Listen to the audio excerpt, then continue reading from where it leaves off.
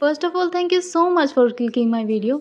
Episode 1 की शुरुआत में हमें एक स्कूल का सीन दिखाया जाता है जहाँ पर हमें एक स्टूडेंट जिसका नाम वान होता है वो अपनी पेंसिल को शार्प कर रही होती है और उसी शार्पनर से अपनी फिंगर को भी कट कर लेती है। तो फिर उसकी टीचर ये नोटिस करती है तो वो उससे पूछती है कि तुम क्या कर रही हो, लेकिन वो गुस्से में उठकर उसी टीचर पर उस पेंसिल से अटैक कर देती है। तो फिर सारे स्टूडेंट वहाँ पर घबरा जाते हैं और चीखने चिल्लाने लगते हैं और कुछ स्टूडेंट उसकी वीडियो बनाने लग जाते हैं। और फिर हमें इसके बाद हमारे ड्रामा के मेन लीड कैरेक्टर फरिंदा को दिखाया जाता है जो कि वान की तरह स्कूल टॉपर होती है और वो क्लास 12 में पढ़ रही होती है और वो हमें वहीं पर दिखाई जाती है जहाँ पर कल वो एक्सीडेंट हुआ था। और फिर उसे उस डेस्क के नीचे एक कांच का टुकड़ा मिलता है और उससे उसका हाथ कट हो जाता है।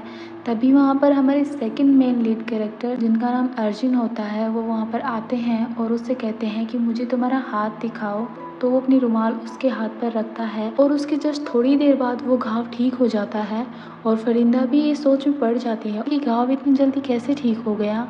और फिर हमें क्लास का सीन दिखाया जाता है जहाँ पर जब अर्जुन क्लास में एंट्री करता है और सभी स्टूडेंट उसकी वीडियो बनाकर उस ग्रुप में उसका मजाक उड़ाने लग जाते हैं। तो उनमें से एक लड़की को अर्जुन खड़ा कर देते हैं और उनसे पूछते हैं कि नर्वस सिस्टम काम कैसे करता है। तो वो लड़की उसे बिना झिझक किए उसका आंसर बता देती है। तो फिर अर्जुन शॉक हो जाता है कि मैंने तो ये चैप्टर कराया भी नहीं और इसने इसका आंसर भी दे दिया। तो फिर अर्जुन उस लड़की से कहता है कि ये चैप्टर तुम्हें पहले ही करा दिया है क्या तुम्हारे टीचर ने। तो फिर वो लड़की कहती है कि नहीं, इस स्कूल में ग्रेड्स बहुत ज़्यादा मैटर करते हैं तो हम पहले ही इसे प्रिपेयर कर लेते हैं ताकि हमारे ग्रेड्स अच्छे आएँ। और फिर अर्जुन उनसे कहता है कि ये स्कूल तुम्हें सिर्फ ओनली ग्रेड्स के लिए फोर्स करता है और ना ही तुम्हें क्लबिंग और ना ही तुम्हें कोई हॉबीज़ के लिए एनकरेज करता है। और ऐसा लगता है कि तुम एक पिंजरे में रह रहे हो। नो डाउट कि तुम्हारे मार्क्स अच्छे आएंगे, तुम्हारे ग्रेड्स हाई होंगे, लेकिन तुम्हारी जो सोशल नॉलेज है वो ज़ीरो की ज़ीरो ही रह जाएगी। और क्या तुम सोशल नॉलेज में हमेशा ज़ीरो ही रहना चाहते हो। और अर्जुन इसी टॉपिक पर बातें कर रहा होता है तो फिर वही लड़की उस टीचर से कहती है कि आपकी जिप ओपन है। और फिर ये देखकर सारी क्लास हंसने लग जाती है और फिर वो क्लास से बाहर चला जाता है। फरिंदा उसे नोटिस करती है कि उसके फिंगर्स के पास कुछ मक्खियाँ घूम रही हैं। और फिर सीन शिफ्ट हो जाता है जहाँ पर फरिंदा अपनी मॉम से बात कर रही होती है और उनसे कह रही होती कि आजकल मैं बहुत ज़्यादा स्ट्रेस फील कर रही हूँ, यहाँ पर बहुत सी अजीब चीज़ें हो रही हैं। और फिर कॉल कट करने के बाद वो ये नोटिस करती है कि उसके मिरर में कुछ क्रैक्स आ गई हैं।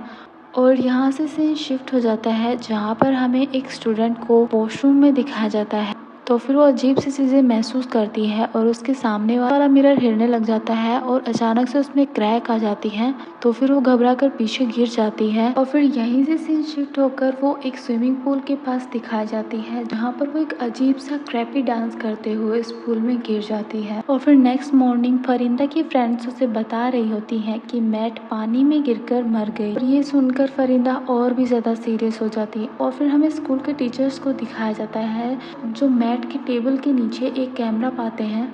फिर हमें फरिंदा को दिखाया जाता है जो खाओन को एक साइड में लाकर उससे कहती है कि मुझे इन सब चीज़ों का शक अर्जुन पर हो रहा है, मुझे लगता है कि इन सब में उसी का हाथ होगा। और मैंने मैट को भी उस टीचर के पास जाते हुए देखा था। और वो खाओन से कहती है कि तुम्हें मेरी हेल्प करनी होगी, तुम टीचर से काफ़ी ज़्यादा क्लोज हो तो तुम उसकी कैबिन में जाकर उसे चेक करोगी। तो फिर खाओन ये करने से मना कर देती है और वो कहती है कि मैं ये सब कुछ नहीं कर सकती क्योंकि कुछ दिनों में एग्ज़ाम्स आने वाले हैं और अगर मैं पकड़ी गई तो मुझे सस्पेंड कर दिया जाएगा। और फिर हमें नाइट में दिखाया जाता है फरिंदा को जो स्टडी कर रही होती है और वो काफ़ी स्ट्रेस फील कर रही होती है। तो फिर वो खुद ही अर्जुन के कैबिन में जाकर इन्वेस्टिगेशन करने लग जाती है और फरिंदा भी उसकी चीज़ों को चेक ही कर रही थी। और अर्जुन बात करते हुए कैबिन की तरफ ही आ रहा था, लेकिन फिर वो उसकी आवाज़ सुनकर वो छुप जाती है। और फिर अर्जुन जब अपनी शर्ट उतारता है तो फिर फरिंदा देखती है कि उसकी बॉडी पर काफ़ी ज़्यादा टैटूज होते हैं।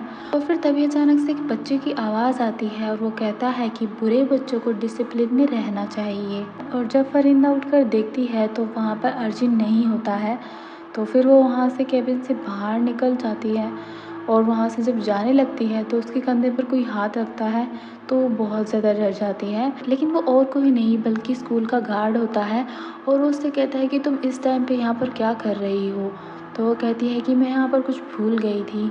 तो फिर गार्ड कहता है कि चलो मैं तुम्हें गेट तक छोड़ देता हूँ, और फिर वो वहाँ से जाने लगते हैं। तो फिर फरिंदा उस गार्ड से कहती है कि क्या तुम्हें कोई बच्चे की आवाज़ सुनाई दी जो अभी बोल रहा था कि बुरे बच्चों को डिसिप्लिन में रहना चाहिए। तो फिर वो अचानक से खांसने लग जाता है और फिर उसी बच्चे की आवाज़ में वही चीज़ें बोलने लग जाता है, और फिर वो खुद ही के सिर पर ये सब बोलकर अपने सर पर डंडा मारने लग जाता है। तो फिर फरिंदा ये सब देखकर बहुत ज़्यादा घबरा जाती है और वहाँ से भाग जाती है। तो फिर वो वहाँ से बाहर निकलने की कोशिश करती है, लेकिन गेट पर लॉक लगा हुआ होता है। लेकिन गार्ड फरिंदा को पकड़ लेता है और उसके सर पर उसी डंडे से वार करता है, और फिर फरिंदा बहुत ज़्यादा घबरा जाती है। और जब गार्ड उसके सर पर मारने ही वाला होता है तो वहाँ पर एक मिस्टीरियस गाय आता है और उस गार्ड को पीछे खींच लेता है और उसके सर पर फिंगर्स रखकर कुछ मंत्र पढ़ने लग जाता है, जिससे कि वो गार्ड बेहोश हो जाता है। और ये सब फरिंदा देख रही होती है, लेकिन वो उस मिस्टीरियस गाय का फेस देखने ही वाले होती है कि उसका सपना टूट जाता है और वो उठ जाती है। और वो सोचती है कि ये सपना इतना रियल क्यों लग रहा है। और फिर नेक्स्ट डे हमें स्कूल का सीन दिखाया जाता है, जहाँ पर फरिंदा क्लास में जा रही होती है। तभी वहाँ पर उसके सर पर एक पानी का बकेट गिर जाता है। फिर उसके ऊपर पानी गिरने के बाद वो दोनों हंसने लग जाते हैं। और फिर फरिंदा उससे कहती है कि ऐसे गीले कपड़ों में मैं कैसे क्लास ज्वाइन करूँगी। और फिर उससे कहता है कि मैं तुम्हारे लिए टॉवल लाता हूँ, और वहीं पर एक गंदा टॉवल पड़ा होता है। तो फिर वो कहता है इससे तो अच्छा तुम रहने ही दो, और वो बच्चों की तरह बिहेव करने लग जाता है। और फिर फरिंदा उसे देखकर हंसने लग जाती है। तो फिर अर्जुन कहता है कि क्या हुआ, तुम हंस क्यों रही हो। तो फिर फरिंदा कहती है कि कुछ नहीं, बस कल रात तुम्हारे ही जैसे एक लड़के से मिली थी, लेकिन तुम दोनों एक दूसरे से काफ़ी अलग हो। तो फिर अर्जुन उसे अपने कैबिन में लेकर जाता है और उसे अपने स्कूल की यूनिफॉर्म देता है। तो फिर फरिंदा हंसने लग जाती है और वो कहती है कि स्कूल की यूनिफॉर्म भी काफ़ी बोरिंग है, कुछ अलग सा, कुछ डिफरेंट ट्राई क्यों नहीं करते हम। तो फिर अर्जुन कहता है कि तुम स्ट्रीम बॉय के बारे में ही बात कर रही हो क्या। तो फिर फरिंदा कहती है कि तुम्हें कैसे पता है कि मैं सपना देख रही थी। और फिर वो ऐसा कहकर वो दरवाज़ा लॉक कर देती है और उससे कहती है कि तुम साफ साफ बताओ कि तुम हो कौन। तो फिर वो कहता है कि तुम क्या कह रही हो, मुझे कुछ समझ में नहीं आ रहा है।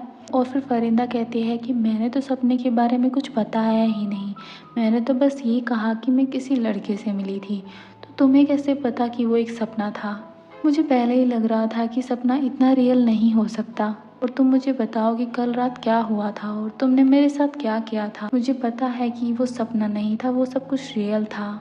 तुम्हें सब कुछ पता है ना कि स्कूल में क्या चल रहा है। मैट की भी डेथ हो चुकी है और उसके टेबल के नीचे एक कैमरा मिला है जो कि मैंने ही लगाया था ताकि मैं उस पर नजर रख सकूं। और वहाँ पर हमें दिखाया जाता है कि फरिंदा ने उस टेबल के नीचे ही नहीं बल्कि पूरे स्कूल में कैमरा लगा रखे थे उस पर नजर रखने के लिए। और वहीं पर हमें एक सीन दिखाया जाता है जहाँ पर फरिंदा को एक फाइल मिलती है जिसमें टॉपर्स की लिस्ट होती है, जहाँ पर टॉपर्स की फोटो पर स्क्रैच किए हुए होते हैं। और वान और मैट के बाद में फरिंदा की बारी थी क्योंकि उसकी फ़ोटो पर भी स्क्रैच हो रखे थे। और फिर वो वही वीडियो दिखाती है जो उसने कल रात को रिकॉर्ड की थी, जिसमें वो फरिंदा को बचा रहा होता है। तो फिर फरिंदा उससे कहती है कि तुम्हें पता भी है मैट के बाद में मेरा नंबर है, मेरी फ़ोटो पर भी स्क्रैच हो रखे हैं, और तुम्हें पता है कल मुझे मेरी डेस्क के नीचे क्या मिला। तो फिर वो उसे एक मिरर दिखाती है जिसके ऊपर ब्लड लगा होता है और वो ज़ोर ज़ोर से चिल्लाने लग जाती है। और फिर वो उसे जादू से बेहोश कर देता है। और जब अर्जुन की आंखें खुलती हैं तो वो खुद को एक रेड रूम में पाती है और उसके हाथ बंधे हुए होते हैं। तभी वहाँ पर अर्जुन आता है और फिर वो उसके पास आकर अपने फिंगर को उसके माथे पर रखता है और कुछ मंत्र बोलने लगता है। तो फिर फरिंदा खुद को पानी में डूबने का महसूस करती है और जब वो फिंगर हटाता है तो फिर वो वापस उसी रेड रूम में आ जाती है। और फिर वो ऐसा ही 2-3 बार करता है तो फरिंदा को बहुत ज़्यादा गुस्सा आ जाता है और वो उसी बेबी की आवाज़ में उससे कहती है कि मैं तुम्हें मार डालूंगी। और वो उसका गला जब दबाती है तो वो रेड रूम से असली दुनिया में वापस आ जाती है।